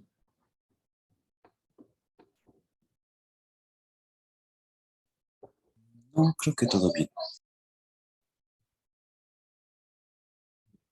Entonces, primero vamos a resolver el primer ejercicio y después les voy a mostrar en GeoGebra, pues, de cómo es este proceso de estar proponiendo trayectorias para que podamos demostrar la existencia o la no existencia de un límite. Bueno, en este caso, demostrar la no existencia de un límite. Bueno, yo creo que va a ser primero más claro, si mejor primero se los muestro. Entonces déjenme les muestro qué es lo que vamos a resolver. Esta es la gráfica que corresponde al ejercicio número 1. Me voy a olvidar de un momento de esta parábola y también entonces del punto C. Imagínense que yo me quiero acercar. Nos están pidiendo en este ejercicio número 1. Déjenme regresar. Es esta función x por y cuadrada sobre x cuadrado más y elevado a una potencia de 4 cuando x, y tiende a 0,0. Si hacemos sustitución directa, pues esto nos va a quedar 0 entre 0. Entonces ya no pudimos hacer sustitución directa. Ya lo resolveremos analíticamente, pero entonces aquí queremos el límite cuando x, y tiende a 0,0. Entonces, esa es justamente la gráfica que yo les estoy colocando aquí. X por y cuadrada sobre x cuadrado más y cuadrado. Entonces, la primera trayectoria que siempre vamos a tratar de proponer, pues es acercarnos mediante una línea recta, que es la que está aquí indicada. Esta línea recta, pues está contenida justo en el plano XY. Es esta línea recta que ustedes observan aquí. Y este valor de m, pues lo que nos modifica, ya se imaginarán, es la pendiente de esta línea recta. La pendiente que tiene la línea recta por la cual me estoy acercando. ¿Sí? Déjenme quitarles por aquí un par de puntos que todavía no tiene sentido que los estemos viendo. Sería el punto D y sería el segmento H. Entonces, si yo manipulo aquí el valor de n, pues lo que me está permitiendo es mover un punto. Noten cómo aquí hay un punto A que se está moviendo sobre la línea recta. Es más claro verlo sobre sobre el plano R2. Ese punto se está moviendo sobre la línea recta. Y para cada punto que yo estoy moviendo, para cada punto A, estoy encontrando su correspondiente resultado en la función. Es decir, estoy reflejándolo para calcular el punto que estaría sobre la superficie. ¿Qué es lo que vamos a hacer aquí? Pues me voy a ir acercando el valor donde quiero calcular el límite y voy a ir calculando qué valor me da la función conforme me voy acercando. La función me va a dar un valor o me podría dar alguna indeterminación si me acerco suficientemente o me acerco exactamente al 0. Si este punto tiende a 0,0, entonces esta función me va a dar cierto valor aquí, o a lo mejor me va a quedar un cociente entre 0, o algo va a pasar. Entonces voy a pedirle aquí al programa que me deje el rastro de este punto para que nosotros podamos observar pues qué es lo que va a pasar cuando nos estemos acercando. Entonces, noten cómo pues la trayectoria es una línea recta y sobre esa línea recta nosotros vamos reflejando pues ciertos puntos, ¿sí? Entonces, justo cuando coincidimos con el 0,0, pues ocurre una caída muy súbita y entonces perdemos la trayectoria que teníamos originalmente, ¿sí? No sé si lo ven, esos puntos que quedaron aquí dibujados, pues es la trayectoria que nos fue dejando el punto conforme lo fuimos evaluando en la función. No sé si está claro. Sí. Entonces, si yo cambio la pendiente, pues ya estoy estudiando una trayectoria distinta. Entonces, déjenme, ahora cambiamos la pendiente de la línea recta y vamos a ver ahora qué pasa si nos acercamos en el sentido de esta línea recta. Noten cómo pues pasa algo similar. Veníamos con valores positivos, justo cuando nos acercamos al 0, pues pasamos por el 0,0 y entonces ya en el otro sentido pues empezamos a tener valores negativos. Y esto es si nos acercamos con esta trayectoria de una línea recta. Entonces vamos a ver qué está pasando analíticamente, pero aquí lo que nos está indicando pues este análisis es que no importa qué pendiente tenga la línea recta, siempre el límite parece que es 0,0. Siempre pasamos por este punto que es el 0,0. Parecería entonces que el límite de la función cuando el punto tiende a 0,0 es 0,0. Pero después vamos a comprobar cómo en realidad no es así. Entonces voy a activar ahora los puntos que nos van a servir para mostrar lo que sigue. Nos vamos a olvidar de esta línea recta y ahora vamos a trabajar con una parábola. Vamos a tomar entonces una trayectoria parabólica. Y ahora el punto que vamos a estar moviendo, pues es un punto que va a seguir esa trayectoria parabólica. Esa que ustedes pues están observando aquí que está dibujada, ¿sí? Entonces, si nosotros nos acercamos por esta trayectoria parabólica, lo que quiero que noten, otra vez voy a dejar el rastro, es cuál es el valor al cual estamos tendiendo, ¿sí? Si yo empiezo a manipular entonces estos valores y me voy acercando al punto 0,0, ahora siguiendo esa trayectoria parabólica, ya no me estoy acercando al 0,0, sino que ahora me voy a acercar a un valor distinto, ¿sí? No sé si lo alcanzan a apreciar o si no se ve muy bien en el video. Sí se ve, profe. Entonces, eso es lo que vamos a demostrar analíticamente. Vamos a ver qué es lo que está pasando y después regresamos aquí a comprobar si nuestros resultados coinciden con lo que estamos viendo aquí para que nos quede un poquito más claro. Entonces, vamos a empezar con este ejercicio 1.1. Recuerden que aquí nos piden ya directamente demostrar que el límite no existe, ¿sí? No nos piden calcular el límite, ya nos están diciendo de entrada que el límite no existe. Pues ya habíamos comentado que si tratamos de hacer sustitución directa nos va a quedar un 0 entre 0. Entonces queremos calcular el límite cuando x, y tiende a 0,0. Y vamos entonces a evaluar x por y al cuadrado. Lo vamos a dividir sobre x cuadrada más y elevado a una potencia de 4. Bien, entonces como queremos demostrar que el límite no existe, vamos a hacer un estudio mediante trayectorias, ¿sí? Si este fuera un problema normal, pues ya sabemos, tratamos de hacer sustitución directa y aquí nos va a quedar un 0 entre 0. Después lo que seguiría pues es hacer álgebra, manipulaciones algebraicas para tratar de deshacer la indeterminación. En este caso pues no lo vamos a lograr. No vamos a poder lograr deshacer la indeterminación, entonces cambiaríamos de enfoque y vamos a demostrar que no existe. Y esa demostración entonces, repito, se trata de considerar trayectorias. Vamos entonces a considerar una trayectoria número 1. ¿Sí? Y vamos a describir cuál es la trayectoria. Vamos siempre a seguir este enfoque. Vamos primero a proponer siempre como trayectoria pues lo más simple. En este caso, rectas que pasen por el origen. ¿Por qué que pasen por el origen? Porque queremos calcular el límite en el punto 0,0. Y la trayectoria que tenemos que proponer, pues tiene que ser una trayectoria que contenga ese punto. Si no, pues ni siquiera me voy a estar acercando. Entonces, tienen que ser rectas que pasen por el punto 0,0. Vamos a poner aquí la descripción. Son rectas que pasan por el punto 0,0. Y entonces, en realidad, aquí vamos a evaluar un montón de trayectorias en un solo paso.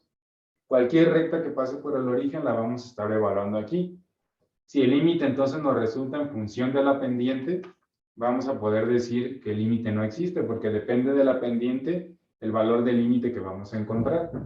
Ya vimos nosotros en GeoGebra que en realidad no importa la pendiente, nos va a estar dando el mismo límite que es 0.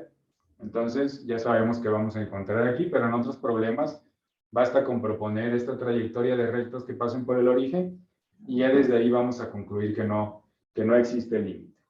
Entonces, ¿cómo vamos a evaluar el límite con trayectorias? Pues primero vamos a proponer la ecuación de las rectas que pasen por el origen. ¿Cómo sería la ecuación de las rectas que contienen al origen o que pasan por el origen? ¿Y igual a qué cosa?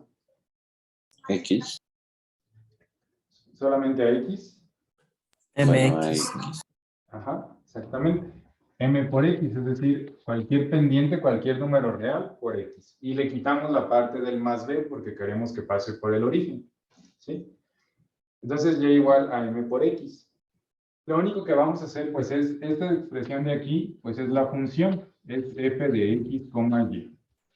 Y nosotros queremos que Y sea igual a M por X. Entonces, vamos a evaluar esta función. La vamos a evaluar en X, Y, pero Y quiero que valga estrictamente M por X. ¿Sí están de acuerdo? Ajá. Entonces vamos a reescribir la función. Cada que aparezca Y, la vamos a cambiar por M por X. ¿Sí? Entonces nos va a quedar X por Y, pero Y es igual a M por X al cuadrado sobre X cuadrada más M por X, que sería Y elevado a una potencia de 4. ¿Sí? Y podemos, pues, simplificar o hacer las elevaciones al cuadrado que tenemos aquí. Esta nos quedaría como X cúbica por M al cuadrado, dividido entre X cuadrada más M elevado a una potencia de 4 por X también a la cuarta. Así nos quedaría la función. ¿Sí están de acuerdo? Ajá. Y bueno, lo que hicimos aquí es, vamos a decirlo así, vamos a esclavizar el valor de Y al valor que tiene X. En esta expresión de aquí, X podía tomar cualquier valor y Y era también una variable independiente, podía tomar absolutamente cualquier valor. Pero cuando yo digo que me voy a acercar al 0,0 por una trayectoria, basta con que yo imponga el valor de X, ¿sí? Y el valor de Y se va a calcular en función de ese valor de X, garantizando que estamos siguiendo la trayectoria, en este caso de una línea recta que pasa por el origen. Entonces, en lugar de tener un límite aquí de dos variables, esto va a pasar a ser un límite de una variable. Ya solamente voy a calcular el límite cuando X tiende a 0. Si yo calculo el límite cuando X tiende a 0, como esta es una recta que pasa por el origen, Y también va a tomar un valor de 0. Entonces, el límite que tengo que calcular ya solamente es el límite de X cúbica por M al cuadrado sobre X cuadrada más M a la cuarta por X a la cuarta. ¿Sí? No sé si está claro. Como esclavizamos el valor de Y en función del de X para garantizar que estamos siguiendo la trayectoria, entonces esto ya se convierte en un límite que nada más depende de X. Y sé que conforme X tiende a 0, pues M por X también se va acercando a un 0. ¿Sí están de acuerdo? Sí, profe. Bueno, por aquí tengo una pregunta que dice que si no podemos utilizar la regla de L'Hopital. Sí se puede. No es tan común aplicarla desde acá, porque, bueno, sobre todo en este momento ya tendríamos que derivar funciones de dos variables y pues todavía no platicamos lo que son derivadas parciales. La regla del L'Hopital generalizada a varias variables, pues sí existe, se la pueden encontrar por ahí en algunos libros, ya no es tan popular, porque lo recomendable pues es proponer trayectorias y entonces aquí caemos en límites de una variable en el cual sí podríamos aplicar la regla del L'Hopital como la conocemos, que es mucho más práctico que aplicarla desde acá. ¿Sí? Entonces no es objetivo del curso que estemos aplicando en estos límites la regla del L'Hopital, más bien nuestro objetivo pues es estudiar los límites con un enfoque un poco más para estudiar los conceptos, algo como lo que pasó en cálculo y geometría, que ahí nos estudió la regla del L'Hopital porque se trataba pues de que ustedes se entrenaran en tener varias técnicas para resolver los límites. Entonces aquí más o menos se trata de lo mismo. ¿Sí? Pero sí se podría, sobre todo aquí. Bien, entonces vamos a calcular este límite. ¿Qué pasa con este límite cuando x tiende a 0? Bueno, ¿qué nos daría por resultado este límite?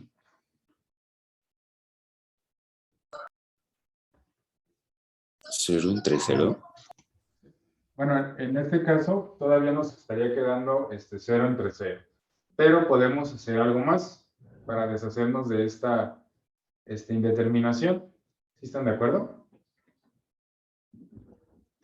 De hecho, lo pudimos haber hecho desde aquí de arriba. Por ejemplo, de arriba podemos factorizar x cuadrada. Y esto va a multiplicar a x por la pendiente al cuadrado. Y si hacemos lo mismo de abajo, factorizamos x cuadrada, pues aquí nos va a quedar 1 más m elevado a una potencia de 4 por x cuadrado. Entonces se cancela x cuadrada. Y mejor vamos a trabajar con esa expresión, que sería x por m al cuadrado sobre 1 más m a la cuarta por x cuadrado. Entonces ahora sí, ¿cuál sería el límite?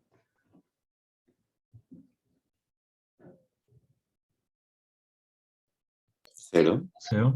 0, exactamente. Tenemos un límite igual a 0. ¿Qué significa esto? Bueno, la interpretación es la siguiente, que no importa la pendiente, no importa qué pendiente tenga la recta que contenga el origen, por cualquier recta que yo me acerque al punto 0,0, voy a obtener el mismo valor de límite, y ese valor de límite va a ser 0. ¿Qué era lo que trataba de mostrarles en GeoGebra? Cómo, pues, justo en 0,0 el punto caía, y al caer, pues, tomaba el valor justamente de 0 entre 0. Y si cambiábamos la pendiente, pues todas las rectas tenían ese mismo límite. Vamos a hacer un ejercicio más adelante donde aquí el límite nos queda en función de la pendiente. Si este límite nos queda en términos de la pendiente, significa que si cambio la pendiente, cambia el límite. Y entonces aquí ya tengo varias trayectorias que tienen límites distintos. Como aquí no queda en función de la pendiente y nada más nos dice que el límite es 0, no podemos concluir todavía nada. Aquí lo que acabamos de encontrar es que para cualquier recta que contenga el origen, si sigo esa trayectoria, el límite va a ser 0. ¿Está claro?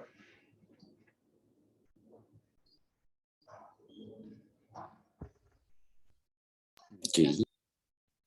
Entonces vamos a proponer una trayectoria distinta. Vamos a proponer una trayectoria que le vamos a llamar trayectoria 2. Que ya lo habíamos visto en GeoGebra, pero que normalmente se sugiere como segundo intento.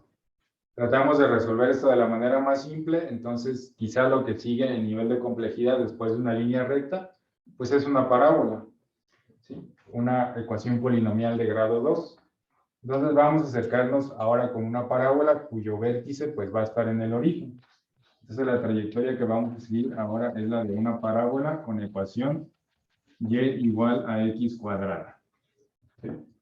Y entonces volvemos a hacer lo mismo. Si y es igual a x cuadrada, entonces ahora vamos a evaluar la función x, x cuadrada. ¿Por qué? Porque y va a tomar siempre el valor de x al cuadrado. ¿Están de acuerdo? Sí, profe. ¿Aquí no podría ser también mx cuadrada? Podría ser, sí, también podemos colocarle un coeficiente a la parábola, que lo que podría hacer pues es que nos puede abrir o nos puede cerrar la parábola, o la puede convertir en una parábola vertical o horizontal, ya dependiendo si ese valor de m pues es positivo o es negativo. Aunque en el contexto de parábola se utiliza más la letra p, pero en realidad pues siendo un número real nos representa lo mismo.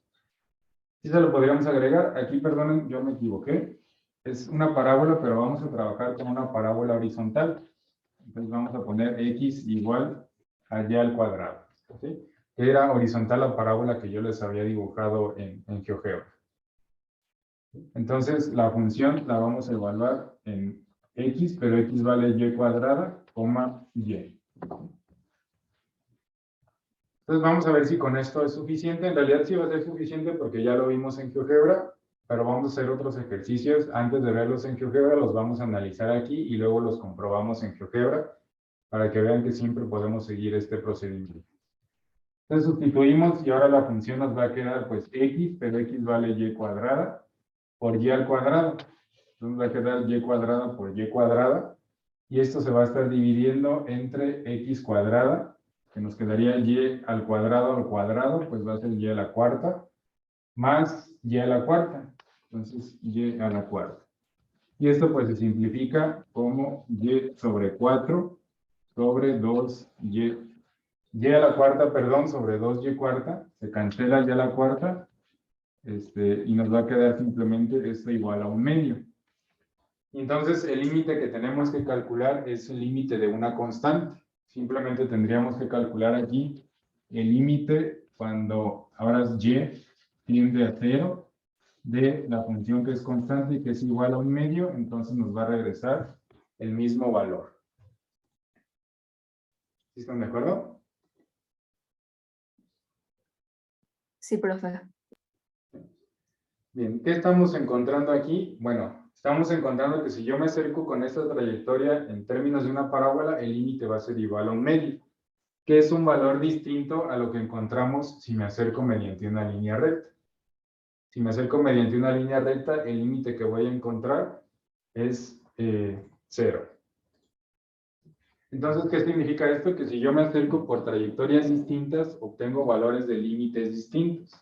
Aquí terminaría el problema porque ya puedo decir que como los límites no son iguales, no se cumple la condición para decir que un límite exista, que no tendría que importar la trayectoria por la cual me acerque, tendría que estar obteniendo siempre el mismo límite. No sé si está claro. Profe, ¿y cómo sabemos cuándo plantear una parábola vertical que abre hacia arriba, hacia abajo, hacia la derecha o hacia la izquierda? ¿Cómo nos podemos dar cuenta? Muy ¿O qué bien. hubiera cambiado si la hubiéramos dejado como la había usted planteado al inicio? Bueno, tendríamos que evaluarlo. Muy posiblemente nos hubiera regresado el resultado de 0. En realidad, pues este ejercicio estaba diseñado justamente para utilizar esta parábola. ¿Sí? No hay un camino, vamos, directo que nos permita decir cuál es la trayectoria que nos conviene probar. Siempre se sugiere ir, vamos, complicando poco a poco las trayectorias. Como son ejercicios académicos, pues aquí casi siempre les van a cumplir con una línea recta, a lo mejor una parábola, que ahí sí podemos probar la vertical, podemos probar la horizontal, y ya después otras funciones muy particulares. Si este fuera un ejercicio general, bueno, la sugerencia es mejor graficarla y ya observar el comportamiento de la función. Viendo la función graficada, pues ya podemos inferir cuál sería una trayectoria que nos va a garantizar que el límite no exista. O ya podemos recurrir directamente a principios utilizando las derivadas parciales que vamos a ver más adelante para demostrar si el límite existe o no existe, que va a ser más sencillo que estar probando trayectorias. ¿Sí? Entonces, vamos, este no es un camino que ustedes vayan a utilizar después de manera muy práctica. Ya para ejercicios más prácticos, donde no es el objetivo estudiar los límites, hay otros métodos, otros caminos más eficientes para que ustedes puedan concluir que un límite no existe. Por ahora, pues nos va a interesar proponer trayectorias y lo vamos a manejar de esta manera. Primero rectas, en un segundo paso vamos a proponer parábolas, que pueden ser verticales u horizontales. Y con eso pues va a ser suficiente para demostrar si existe o no existe el límite.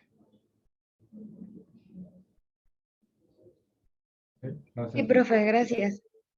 Bien, vamos a ver también un poquito más adelante un método que es todavía más eficiente, que consiste en cambiar a coordenadas polares Y bueno, se simplifica bastante el problema, porque si al final el límite nos queda en términos del ángulo, significa que nos vamos a acercar, que nos va a dar un valor distinto si nos acercamos con ese ángulo hacia el punto donde queremos evaluar el límite. Y ya lo platicaremos un poquito más adelante, pero es mucho más robusto estarlo haciendo así que estar proponiendo trayectorias.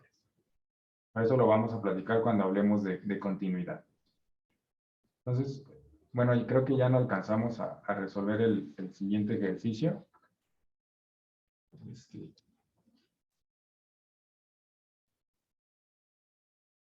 Bueno, igual y sí, ustedes apóyenme por favor planteando el siguiente ejercicio. Empiecen con trayectorias en líneas rectas y calculen el límite para ver qué encuentran. Vuelvan a proponer una ecuación de la forma y igual a m por x y a ver qué límite estarían encontrando para este ejercicio 7.2. Queda un límite muy sencillo, entonces yo creo que sí lo alcanzan a terminar.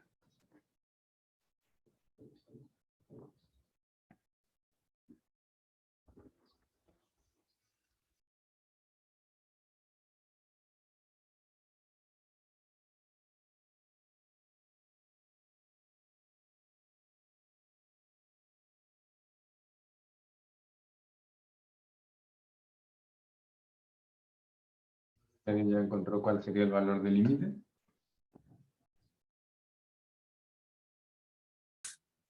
Uno sobre 1 más m al cuadrado. Así es, ¿sí? El límite les va a quedar efectivamente como 1 sobre 1 más m al cuadrado. Noten cómo ahora sí depende de m. ¿Qué significa eso? Que si yo cambio la pendiente, cambio el valor de m, va a cambiar el valor del límite. Entonces ya esta es información suficiente para poder demostrar que el límite no existe, porque lo que estoy encontrando es que ahora sí, si yo cambio la pendiente, el límite va a dejar de existir. No tenía que haber quitado esa vista. Déjenme la vuelvo a abrir.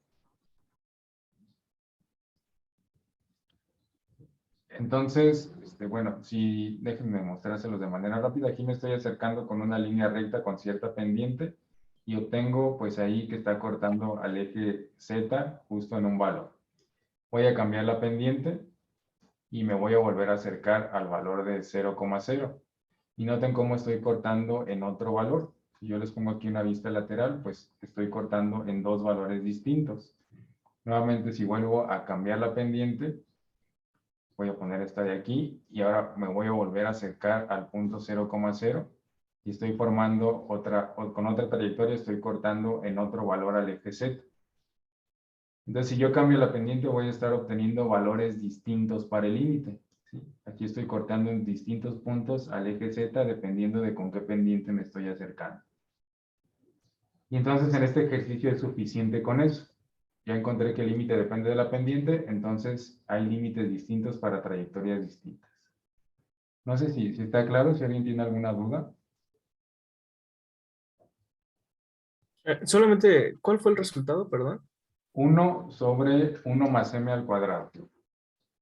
Ah, ok, sí. Gracias, profe. ¿Tienen dudas? Lo revisamos en la siguiente clase, nada más me recuerdan y lo volvemos a resolver. Entonces, bueno, ya se terminó el tiempo, sería todo. Nos vemos entonces el lunes y que tengan muy buen fin de semana. Hasta luego, profe, igualmente. Gracias, profe. Hasta luego. Gracias.